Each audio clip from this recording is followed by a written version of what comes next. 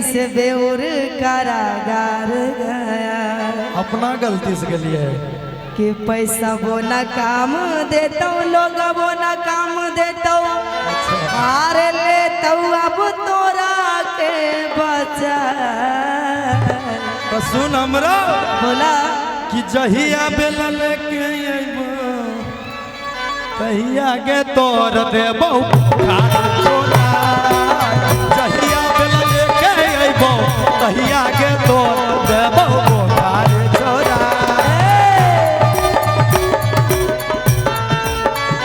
मेरे ढोल सजना तू अब हार गया।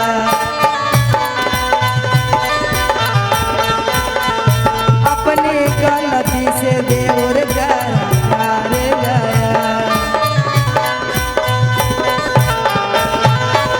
ओ मेरे ढोल सजना तू अब हार गया। अपनी गलती से बेउर कारागार गया।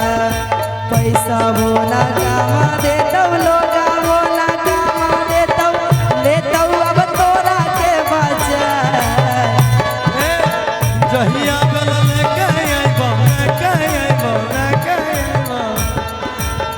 जहिया बेला लेके अइबो तहिया के तोर देबो खाना चोरा। जहिया बेला लेके अइबो तहिया के तोर देबो खाना चोरा।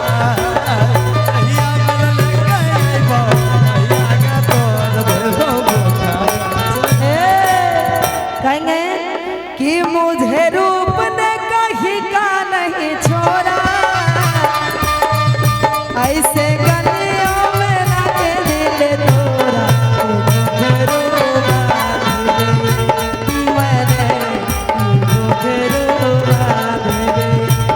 मैंने ये घुंघरू बांध लिए, ये घुंघरू बांध लिए। मुझे रूप ने कहीं का नहीं छोड़ा, ऐसे गलियों में लाके दिल तोड़ा। घुंघरू बांध लिए मैंने, ये घुंघरू बांध लिए।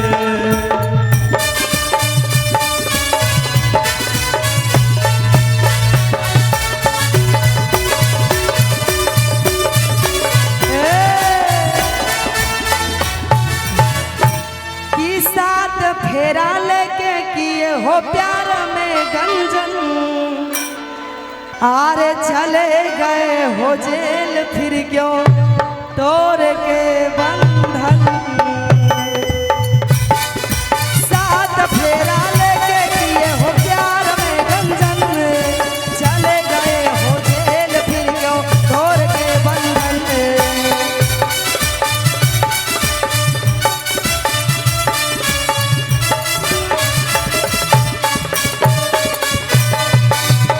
घरवा पर चढ़ के धमकी, घरवा पर चढ़ के धमकी, देवो ही तू पानी के बरकारा गदार।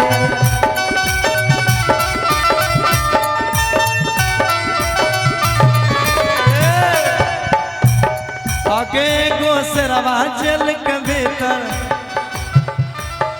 आगे एगो शेरवा जेल के भीतर, कई गो शेरवा बाहर, आ बाहर में सब ढूंढर करार। एगो शेरवा जेल के भीतर, कई गो शेरवा बाहर, बाहर में सब सुकर गुनाहगार। ए साथ फेरा लेके किए हो प्यार में गंजन, चले गए हो जेल फिर क्यों तोड़ के बंधन।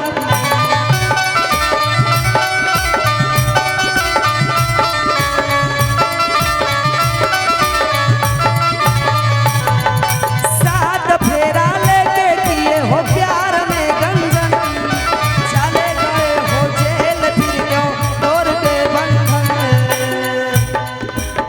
घरवा पर चढ़ के धमकी, घरवा पर चढ़ के धमकी, देवो ही तू पानी के बरगारा गदार। तो सुन हमरो आगे एगो शेरवा, अच्छा आगे एगो शेरवा जेल के भीतर, कई गो शेरवा